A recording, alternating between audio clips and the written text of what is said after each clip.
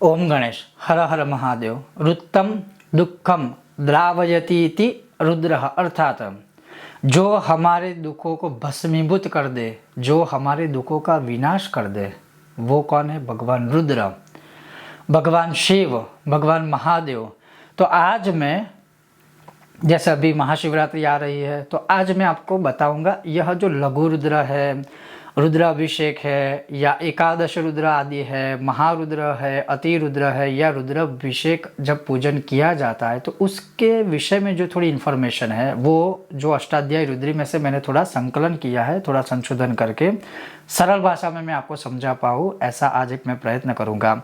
अगर आपको यह विषय वीडियो पसंद आता है तो लाइक करें, शेयर करें, चैनल पर नए हो तो सब्सक्राइब अवश्य कीजिएगा। तो चलिए शुरू करते हैं। सबसे पहले हर हर महादेव। रुद्र हृदयोपनिषद, शिव पुराण में और हमारे सभी वेदों में से आपको ये सारी चीज़ें प्राप्त हो जाएगी। अब सबसे पहले रुद्र पाठ के भेद क्या है, तो देखिए, अष्टाध्यायी जो वैदिक रुद्री है उससे अभिषेक भी किया जाता है, केवल उसका पाठ भी किया जाता है, उससे चाहे तो बेलपत्र से अर्चन कर सकते हैं, और उसी से यज्ञ आदि भी किया जाता है। तो ये अलग अलग प्रकार के भेद है। जैसे अभिषेक कर दिया, देश काल के अनुसार कोई जगह पर यज्ञ नहीं कर सकते तो वहाँ अभिषेक से भी करते हैं, उतना ही फल मिलेगा। तो अभिषेक पाठात्मक और यज्ञात्मक, ये जो है ये मूल प्रकार है इस रुद्राभिषेक के विषय के। अब दूसरी बात है कि अष्टाध्यायी रुद्री मतलब 8 अध्याय, लेकिन जब आप अष्टाध्यायी रुद्री को देखेंगे तो उसमें 10 अध्याय है, लेकिन 8 अध्याय है, उसमें शिव जी की गुणगाथा आदि है, पावरफुल शक्तिशाली मंत्र है, और बाकी जो 2 है ना वो स्वस्ति अध्याय या शांति अध्याय अर्थात स्वस्ति पाठ है और शांति पाठ है। इसको टोटल मिला के अगर गिने तो 10 होता है, अन्यथा मूल जो बात है वो अष्टाध्यायी रुद्र के 8 अध्याय है। जैसे फॉर एग्जाम्पल दुर्गा सप्तशती अर्थात 700 मंत्र होते हैं, उसके अध्याय कितने हैं? सिर्फ 13। लेकिन अगर आप उसमें मूर्ति रहस्य, वैकृतिक और जो रहस्य आदि जो है हम मिला देंगे, कवच अर्गला किलक मिला देंगे, तो फिर कितने हो जाएंगे? 19 हो जाएंगे। लेकिन मूल जो है वो तो 13 अध्याय है, एग्जैक्ट वैसे ही है ये। फिर यहाँ पर रुद्री या एकादशी ने क्या कहा जाता है? एकादश जो आवर्तन करते हैं। अब अभिषेक करते समय रुद्र के षडंग पाठ में 5वें और 8वें अध्याय के नमक चमक पाठ विधि यानी 11 पुनरावृत्ति को 11 बार उसको आवर्तन करना, पाठ करना, उसको एकादशी ने रुद्री पाठ कहते हैं। और एक यह 11 लोग करे तब भी चलता है, मतलब एक ब्रह्मदेव है, एक ब्राह्मण, उसके 11 आवर्तन करेंगे तब भी चलेगा, और एक ही साथ 11 ब्रह्मदेव बैठे हैं तो सिर्फ एक पाठ करेगा तब भी चलेगा। मूल कहने का तात्पर्य है कि जब 11 बार इसका आवर्तन किया जाए तब एक रुद्री होती है। रुद्र और रुद्री दोनों में अंतर है, पाठ के विषय में कहता हूँ, भगवान के विषय में ही नहीं। अब लघु रुद्र की बात हुई।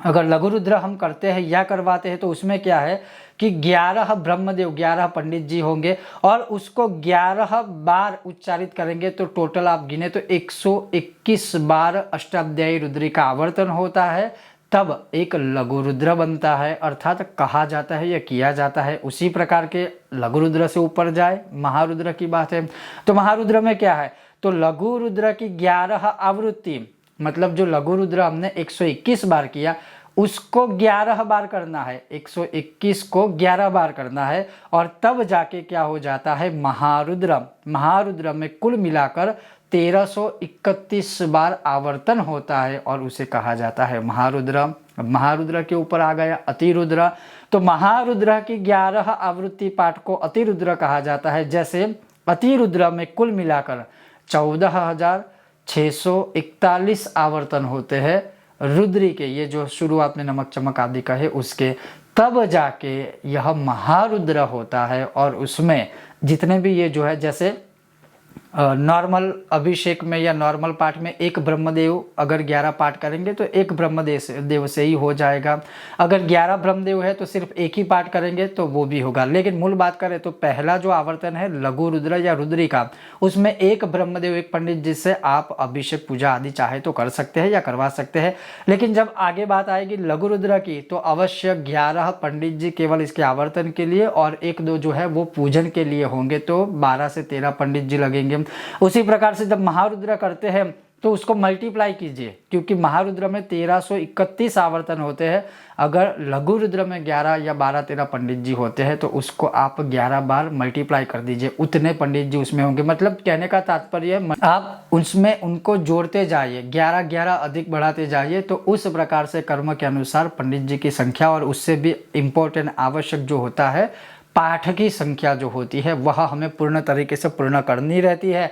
तो इस प्रकार से यज्ञ होता है। अब ये जो यज्ञ किए जाते हैं उसमें जैसे जो स्थापन चौकी आदि लगाई जाती है, उसमें गणेश जी का पूजन होता है, अपनी कुलदेवी माता का पूजन होता है, कुलवर्धिनी जो होती है वंशवृद्धिनी उनका भी पूजन होता है, मातृकाओं का पूजन होता है, क्षेत्रपाल मंडल भी होता है, वास्तु देवता का भी पूजन होता है, नवग्रह भगवान की पूजा होती है और स्वयं साक्षात महादेव तो है ही, उनका भी पूजन किया जाता है, शिव परिवार का पूजन होता है, भद्र मंडल का पूजन होता है। ये अलग अलग प्रकार की चौकियाँ बनाई जाती है, मंडल आदि बनाया जाता है, सुशोभित आदि सुंदर तरीके से किया जाता है मंडप आदि। और फिर वैसे ही अभिषेकात्मक है तो अभिषेकात्मक के तरीके से, यज्ञ है तो फिर यज्ञ कुंड बनाया जाता है, ब्रह्मा जी का स्थापन होता है, आवाहन आदि, ये सारी क्रियाओं के साथ फिर भगवान का मूल रूप से ये जो यज्ञ है, चाहे लघु रुद्र, चाहे महारुद्र, चाहे अतिरुद्र या चाहे नॉर्मल रुद्र पाठ आदि किया जाता है। तो इस प्रकार से ये सारी चीज़ें होती है। तो कहने का तात्पर्य है ये तो हो गई शास्त्रोक्त सारी बातें, और भगवान शिव को प्रसन्न है तो अपनी कामना के अनुसार ये सारे कर्म, जैसे बहुत लोग कहते हैं कि कुंडली में दोषों की शांति के लिए हमने लघु रुद्र किया था, करवाया था या करते हैं। आप भगवान शिव जी की प्रसन्नता के लिए भी करवा सकते हो, पुत्री दोष के लिए भी करवा सकते हो, घर में कोई क्लेश कलह चलता रहता है उसके लिए भी करवा सकते हो, मानसिक शांति के लिए भी आप करवा सकते हो। कहने का तात्पर्य है कि लघु रुद्र करने के लिए कोई कुंडली वगैरह देखने की ज़रूरत नहीं है। शिव है तो सर्वस्व है, शिव शिव शिव। शिव को प्रसन्न अवश्य कीजिए ताकि जो भी जीवन के कष्ट है, दुख है, रुत्तम दुखम द्रावयति रुद्र, रुद्र जो है शिव जी है वह संपूर्ण रूप से विनाश करेंगे। और ये जो हमारी अष्टाध्यायी रुद्री है, शिव पुराण आदि हमारे वेद पुराण है, वो कहते हैं कि शिव ही रुद्र है, शिव ही सर्वस्व है, शिव ही शंकर है। कहीं पर भी शिव अलग है, शंकर अलग है और रुद्र अलग है। जो कुछ लोगों ने ऐसा भ्रामक तथ्य फैलाया है, कुछ संप्रदाय वालों ने, वो ऐसा कुछ नहीं है। जैसे माता रानी दुर्गा है लेकिन दुर्गा का ही रूप दूसरा है, तो क्या वो अलग थोड़े हो गए? वो तो जो समय है उसके अनुसार, लीला के अनुसार अलग रूप लेते हैं। तो ऐसा नहीं है, शिव शिव है, शंकर है, रुद्र है, सर्वस्व है। तो ये था कुछ रुद्री के विषय में ज्ञान। आने वाले समय में इसी से जुड़े और हम वीडियो लाएंगे। शिवरात्रि से पूर्व संभव होगा तो मैं प्रयत्न भी करूंगा कि कुछ ऐसे वीडियो लाऊं, आप सबके सामने प्रस्तुत करूं। अवश्य आप देखते रहिए कर्मकांड में आनंद पाठक मेरे साथ, और अपने परिवार के लोगों का अवश्य ध्यान रखिएगा। और जितना हम जो अच्छा करेंगे उतना इस जन्म में नहीं तो आने वाले कई जन्मों में अच्छा ही पाएंगे। ओम गणेश, हर हर महादेव।